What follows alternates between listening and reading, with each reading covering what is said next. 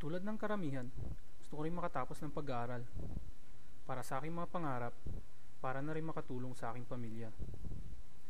Kaya pagka-graduate ng high school, kumuha ako ng arkitektura dahil na rin sa hilig ko sa pagdodrawing sa isang universidad dito sa Baguio City. Pero nang dahil sa kahirapan ng buhay, huminto ako ng pag-aaral. Magmula noon, nagtrabaho ko sa isang computer shop na mahigit sa 1 taon. Pero hindi doon natapos ang lahat. Noong 2006, sinama ako ng aking ate upang magturo ng wikang Ingles sa mga Koreano para na rin makatulong sa gastusin bahay. Sa loob ng 5 taon, yun ang aking ginawa. Pero sabi ko sa aking sarili, hanggang ganito na lang ba? Kasi alam ko sa aking sarili na marami pa akong kayang gawin.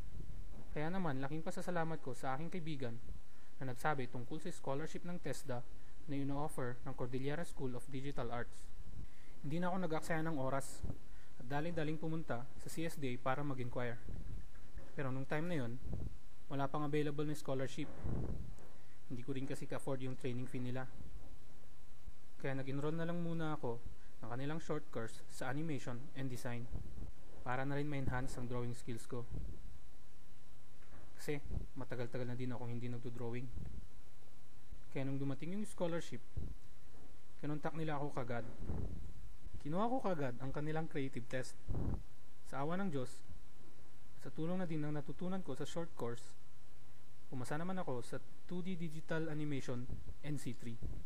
Kaya kapag nahanap na natin ang ating gusto at ikasasaya natin, magsumikap lang tayo. Ngayon, isa na po akong 2D Digital Animator ng CSDA Studio na gumagawa ng animated TV series mula sa Canada. Ako si Renzo Abirin. Sa TESDA, sumaya ang buhay ko. Buhay nyo'y sasaya rin sa TESDA.